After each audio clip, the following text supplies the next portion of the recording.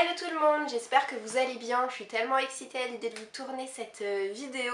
En fait cette vidéo c'est tout simplement mon book haul du mois de septembre, mais ça va être un book haul assez particulier dans le sens où je ne connais qu'un seul des livres que je vais vous montrer. Tout simplement parce que j'ai décidé de reproduire le concept que j'avais déjà mis en place il y a un an de ça. Un an quasiment, puisque on avait tourné cette vidéo avec mon chéri, c'était l'année dernière au mois d'octobre, où en fait je lui avais donné carte blanche pour commander à ma place et passer à ma place ma commande mensuelle Amazon. Je lui avais donné ma wishlist livre addict et je lui avais donné accès à mon compte Amazon. Et je lui avais dit voilà, tu connais mon budget mensuel, chaque mois je commande pour à peu près 100 € de livres, du coup bah tu commandes ce que tu veux dans ce budget là et ça vous avait beaucoup plu comme vidéo et je m'étais dit qu'on remettrait ça en place, mais je pensais pas qu'on allait attendre un an et pourtant le temps passe vite. Et là j'étais très motivée à l'idée de retourner ce type de vidéo. C'est pour ça que je vais avoir quelques petits unboxings à vous faire. Et quand je vous dis qu'il n'y a qu'un seul livre que je connais d'avance dans cette vidéo, c'est tout simplement parce que c'est un livre que j'ai reçu en service presse il y a quelques jours maintenant. C'est le deuxième tome de la duologie, il me semble que c'est une duologie, Vicious de V.E. Schwab, sorti aux éditions Lumen. Et alors ce tome 2 est juste énorme, je sais pas du tout combien de pages il fait, il en fait plus de 700, il est vraiment balèze. Et ce tome 2 s'intitule Vengeful. Alors il faut savoir que V.E. Schwab c'est une auteure que j'adore, elle a une patte folle qui lui est vraiment propre. Elle a une écriture très sombre, elle invente à chaque fois des univers assez glauques, mais c'est vrai que je la préfère dans l'autre série, et la seule autre série que j'ai lue d'elle, qui est Shades of Magic, et que j'ai vraiment adoré d'un bout à l'autre. Là en fait on est dans un univers qui ressemble vraiment très étrangement au nôtre, si ce n'est qu'il y a des personnages qui ont vécu une expérience de mort imminente et qui se sont retrouvés dotés de pouvoirs assez spécifiques, comme par exemple une force herculéenne, une invincibilité, ou voilà, ça peut être tout et n'importe quoi. Et donc on a nos deux héros qui sont amis à la fac et qui vont devenir au fil des années ennemis jurés. Je ne vous en dirai pas plus par rapport au résumé. J'avais bien aimé le premier tome, mais voilà, ça n'avait pas non plus été une lecture aussi extraordinaire qu'avait pu l'être Shades of Magic. Mais je suis quand même très contente que les éditions Lumen m'aient envoyé ce livre, comme ça je découvrirai la fin de cette histoire, d'autant que le premier tome s'arrêtait sur un moment assez critique. Allez, il est temps de déballer tout ça, je suis trop impatiente.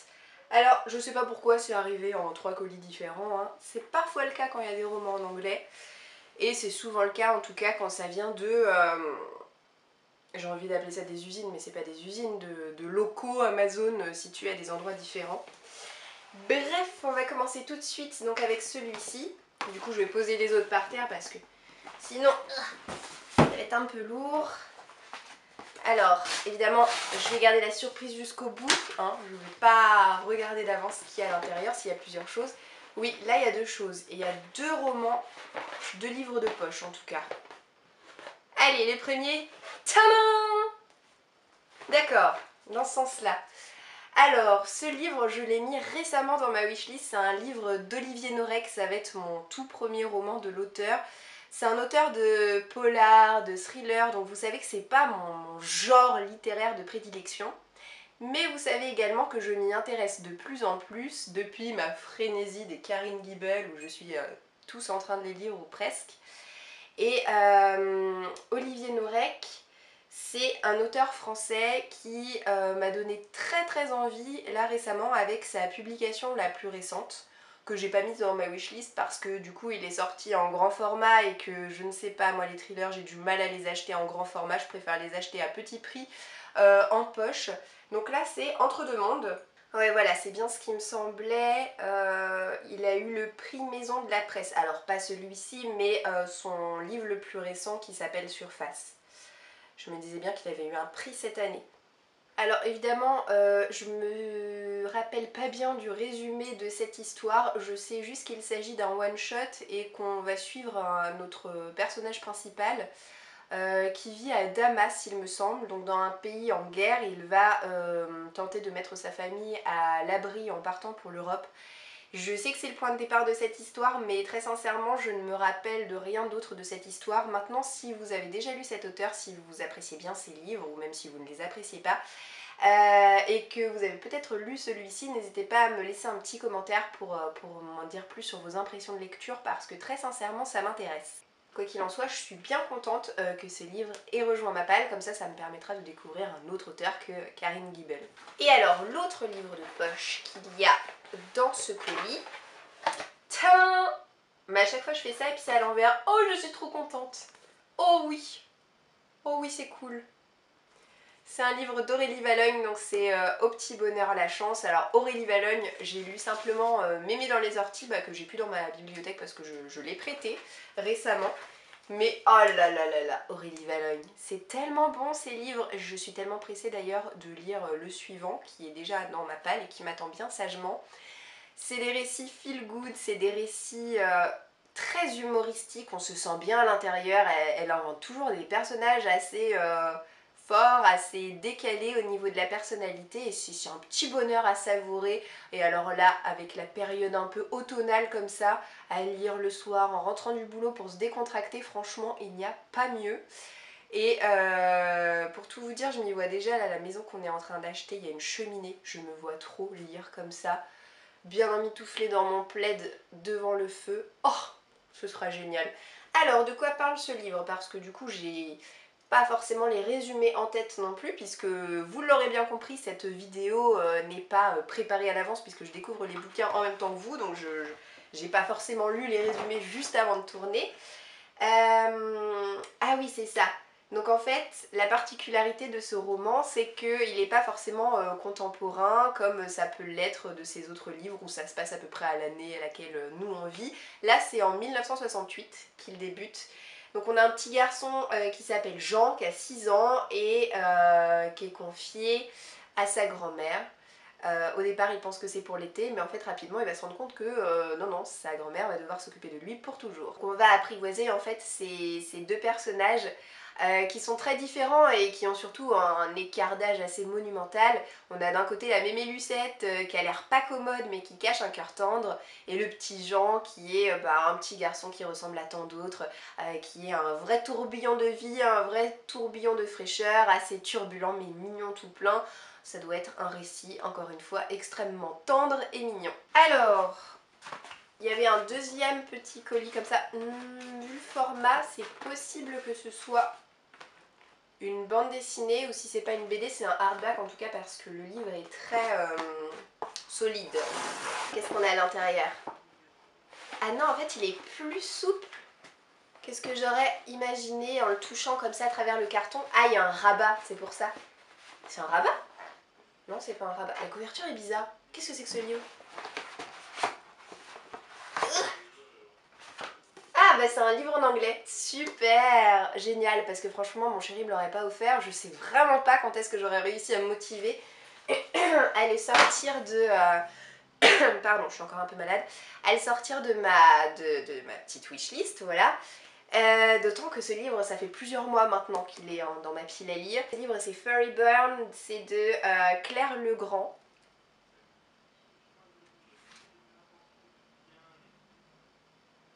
Oh my god, il y a une erreur là, mon amour. Oh la loose.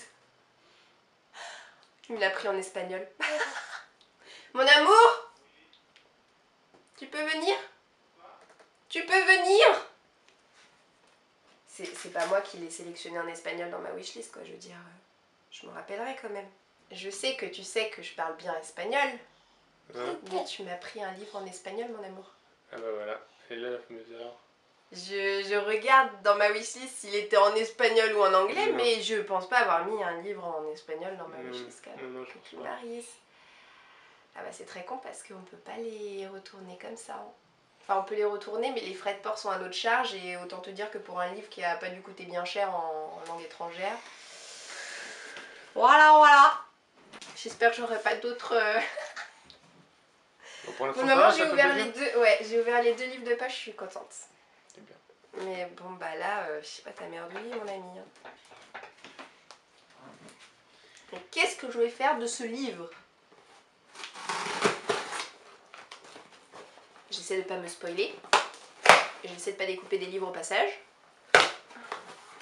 Et j'espère aussi que mon chéri s'est pas chauffé à me prendre tous les bouquins VO de ma wishlist parce que sinon... voilà. Parce que autant c'est pas grave s'il me prend un grand format alors je le lis en poche et réciproquement, autant les problèmes de langue, ouais, c'est déjà plus sioux. Et bah on a un autre livre de poche. Hop! Hop! Donc c'est Virginie Grimaldi, une autre auteure qui est un peu comme Aurélie Valognes, un peu le même style avec des romans tendres et réconfortants. Attendez, je vais refermer le carton parce que sinon je vais être trop tentée de regarder ce qu'il y a dedans. Voilà, donc c'est Il est grand temps de rallumer les étoiles. C'est un récit qui ressemble un peu à un road trip. En fait, dans cette histoire, on va suivre une mère de famille, c'est une vraie working girl, donc elle est très prise par son travail. En plus de ça, elle a des problèmes financiers depuis que son mari les a quittés et elle a 2 filles. Elle a une adolescente qui a 17 ans et une autre qui est un peu plus jeune, qui a 12 ans. Et elle va se rendre compte un beau jour que ces 2 filles vont mal.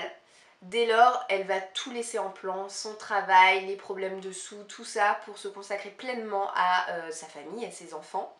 Et elle va prendre une décision un peu folle, celle de rallier la Scandinavie à l'aide d'un camping-car. Donc voilà, ça m'a l'air encore d'être une histoire assez barrée, en fait, j'ai envie de dire, assez loufoque. Mais bon, comme quasiment pour tous les romans de Virginie Grimaldi, j'en ai eu de très bons échos. Voilà, on ne peut qu'être séduit par chacun de ces récits et moi j'ai bien hâte de plonger dans celui-ci. Après, qu'est-ce que je vais attraper? Ah mais mon chéri il m'a pris que du poche. Hop! Ah bah en fait c'est pas un poche, c'est un manga. Oh oui, je suis trop contente. Ah, c'est l'Atelier des sorciers, donc c'est le premier tome. En fait, c'est une série que j'ai pas commencé, puisque c'est le tome 1.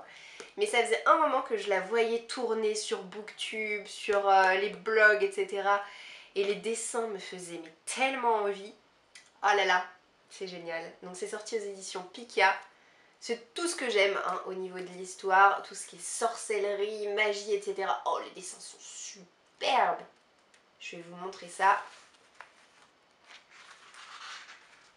J'aime beaucoup les visages, et puis que dire de la couverture. Alors en ce qui concerne cette histoire, on a notre héroïne qui est toute jeune, qui s'appelle Coco, qui est fascinée depuis sa plus tendre enfance par la magie. Elle adorerait être sorcière, sauf que on lui a toujours dit et elle a toujours appris qu'on ne devient pas sorcier, on est sorcier.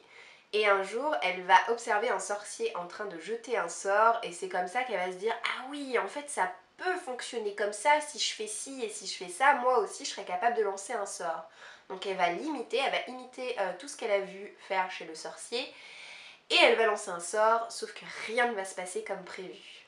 Voilà pour ce petit manga. Alors, ensuite... Oh dis donc, je sais pas ce que c'est mais il est gros. Hop là! Oh oui, ah bah tu m'étonnes qu'il est gros, c'est Brandon Sanderson. Alors là c'est l'auteur le plus prolixe que je connaisse. Et encore je le connais pas parce que j'ai jamais lu de livre de Brandon Sanderson. Mais j'en ai tellement entendu parler que je suis tellement heureuse de pouvoir enfin le découvrir. Donc moi j'ai choisi de commencer cette découverte de l'auteur par le livre La Voix des Rois. Donc c'est le premier tome de la série. Et oui je crois qu'ils font allègrement plus de 1000 pages. Oh mauvaise langue que je suis! Fait 970 pages.